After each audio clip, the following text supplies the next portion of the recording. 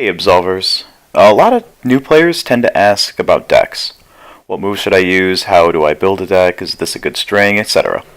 For that reason, I've decided to put together this video real quick, going over the basics of deck building and how you can create a strong competitive deck. Cutting to the chase, the biggest question I still hear about deck building is, what is frame advantage? Before I go into this, I don't know if all the information I'm going to give you is correct, but in my testing I found that if I make these assumptions, it lines up with the frame data very accurately. My first assumption is that gold linking cancels all recovery frames, and that the advantage on a move indicates how long it takes to recover from the gold link window. I make this assumption because in testing confirms pre-downfall, spinning wide hook with an advantage of 10 on hit could confirm 9 frame jabs on hit when gold linked, but was unable to confirm 10 frame jabs. I've been corrected on this once, so if you feel I'm wrong, feel free to leave a comment, but if we make these two assumptions, regardless of how accurate they are, I have found that it works in practice, if not in theory. The rest of the information should be accurate from here on.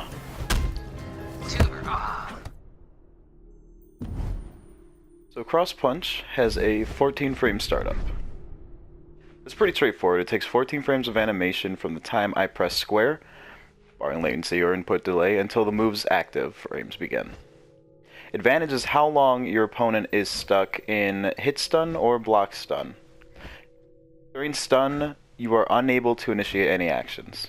Another way to think of it is that's how quickly your opponent is able to respond after the attack connects. Cross Punch has a frame advantage of 5 on hit.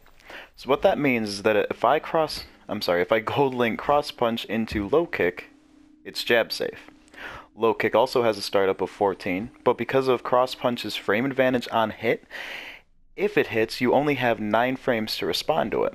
Because the fastest attacks currently in the game are 10 frames, you can't interrupt me with speed. Now if you block Cross Punch, you could interrupt low kick with a move like Mawashi.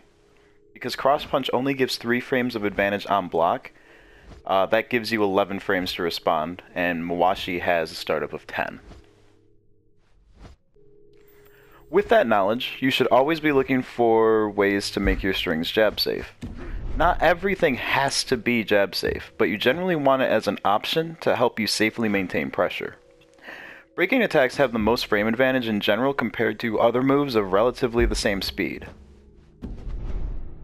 They also have the same impact on guard as on hit, making them really good to put before heavier mix-ups, on top of the potential for guard break punish. Stopping attacks in general are a solid midway point. They have high advantage on hit compared to attacks of similar speed, but on guard they tend to be much higher as well. So, in my previous video, I talked a little bit about how you can make a true combo or block string or frame trap using frame advantage. To dive into that, let's talk about Spiral Palm. Spiral Palm is a notoriously bad attack for how slow and telegraphed it is, but it's one of my favorite attacks for its superior frame advantage. It has 12 advantage both on hit and on guard, meaning if it lands, whether it hits or is blocked, your opponent is locked down for the next 12 frames, which makes it the single best setup in the game, if you can manage to land it. After Spiral Palm, you are in the adjacent front stance, so any attack from front stance with a startup of 14 or lower is safe. Special defense is active on the 3rd frame, meaning your opponent cannot physically counter your next attack if it is 14 frames or faster. So if your opponent doesn't counter Spiral Palm, Cross Punch, Drunk Stomp, Straight Punch, Double Spike Kick. Moves like these are all safe, as they're all 14 frames or less on startup. You can make similar setups using other moves. For example, I love using the string Sidekick and a Knife Hand Strike. Sidekick's 8 advantage on hit creates a frame trap with Knife Hand Strike, which has a 10 frame startup. So anytime a move has 8 advantage or more, you do have potential to set up a frame trap. Going back to Spiral Palm, anything under 12 frames, you've created either a block string or a confirm, depending entirely on whether they blocked Spiral Palm or took the hit, provided the next attack has enough range to compensate for Spiral Palm's knockback. For example, Spiral Palm into Jumped Light Kick works as a confirm. You can feel free to play around with these, but I personally see little advantage in setups like these. Jump Light Kick, for example, only has 4.3 stamina damage and is -3 on guard. So while Jump Light Kick will create a block string if Spiral Palm is blocked, it's only going to put you at a disadvantage after the fact for very little reward. On the other hand, if Spiral Palm does land, then you can confirm 50 extra damage on top of the 162 that you got from Spiral Palm. That would be a total of 212 damage off of one Spiral Palm without getting a guard break. Now, to make a move like Spiral Palm work, nothing is going to make it jab safe. Collar Chop comes close, as it has 11 advantage. However, Spiral Palm's 24 frame startup still means that your opponent has 13 frames to respond. And then, of course, you'd want to find something to cover Collar Chop's startup. So when building decks, it's also important to think about not just advantage, but what alternates with what. And a lot of inexperienced players seem to think that it's a bad idea to have, for example, 3 high attacks in a row, or 3 thrusts in a row. It's true, this isn't an optimal way to build a deck, but it's much more important that the alternates mix up with the sequence than the sequence itself mixes up. So, for example, my Spiral Palm is in my bottom right alternate slot. The sequence there is under Knee Kick, Temple Knock, Uramawashi. All 3 attacks hit horizontal, all 3 from my left, and all 3 of them are quick. Spiral Palm can be used in place of any of these attacks. It's slow, it's a mid-thrust, and it hits from the right. So this sequence, in theory, should be hard to use against Forsaken. But even though the sequence all hits from one side, I can switch to the other side at will. This makes it a strong stance against Forsaken. Nothing gives me the frame advantage to safely throw Spiral Palm, but I'm also never forced to throw Spiral Palm. I can keep throwing quick attacks that all cover each other's frames, and if at any point I think that my opponent is going to get a good read, feinting is now unnecessary to punishing in that string. That's what makes a good deck, when feinting isn't required to mix up your opponent, but it makes the mix-up better. So to bring this all full circle, when I start building a deck, I start with the openers. I look for strong openers with my defensive style. So for example, with Forsaken, I'm looking for 14 frame openers or less. Then I'm looking for attacks that have the highest frame advantage and damage in that category. Wallop Blow, for example, is a good Forsaken opener due to its 14 frame startup, 106 damage. It's got fantastic range as well. But it also has 5 advantage on hit, and that's probably the main thing that I'd be looking at. With openers, advantage on hit is more important than advantage on guard, since you should be confirming them on your special defense. So I put Wallop Blow on my bottom left opener.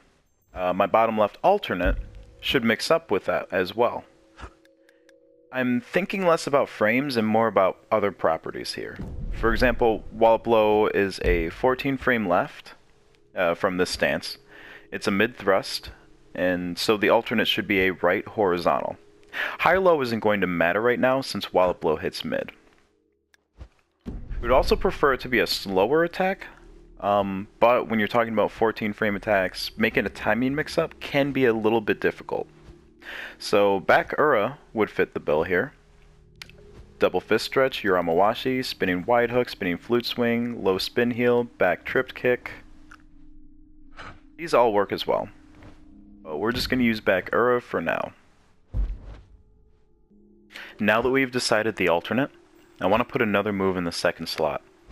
Since Wallop Blow doesn't change stance, I need something that will also mix up with back Ura. Which means I need another thrust from the left, but this time it has to hit either mid or low. Since back Ura already hits high, we don't want this attack to hit high as well. And finally, since it's the second move in the sequence, it should ideally be covered by Wallop Blow's 5 advantage on hit. So we're looking for 15 frame or less moves on top of all that. Some moves that would work would be Double Palm, Riichi Magiri would work, Low Back Fist would work, Chin Palm would work, anything quick that hits from this side, hits mid, hits low, anything.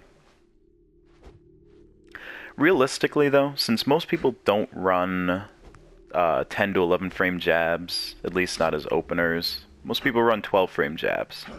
So we could probably push this to 17 frames and maybe get Liverny here. I will do something like this for just about all of my sequences until I have 2 moves per sequence. The third attack in your deck in every sequence should be optional. You should only fill this slot if you absolutely need to. I'll add a third attack if sequences meet some of the following criteria.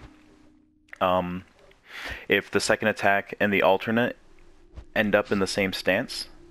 So, for example, Liverny alternates here with Bakura.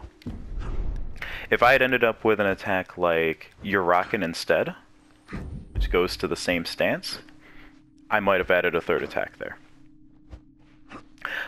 If the sequence loops on itself, so for example, Hook and Riichi Mawashi, that sequence loops on itself. I would much rather have a third attack that gets me out of that sequence, like Crouching Elbow. If I have too many sequences that end up in the same stance, so for example, my top right and my top left both end in bottom left. Preferably, I'd like one of them to go somewhere else. I might end up throwing in a third attack.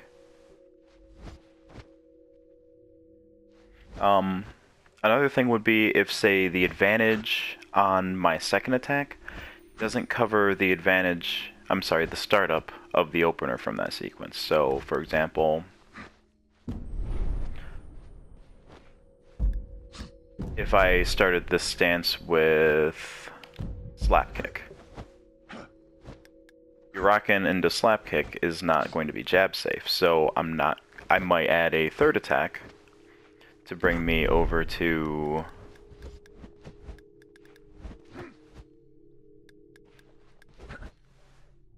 top left. Now, in case any of these things happen, it's generally better to just find a better second attack. However, if you don't feel like that's possible, or if you don't like what that does with the deck, then it is possible to add a third attack. But it's always better to have 2 moves per sequence, because then that allows you faster access to your best attacks. That's pretty much the basics of deck building. Alternates should mix up with sequences. Sequences should have enough frame advantage to cover the startup of your next attack, and ideally the alternate as well.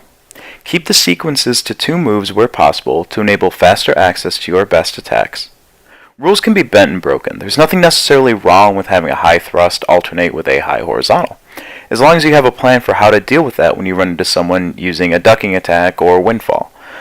That's a bit more complicated, and for the purpose of this video, deck building basics is based on these fundamentals.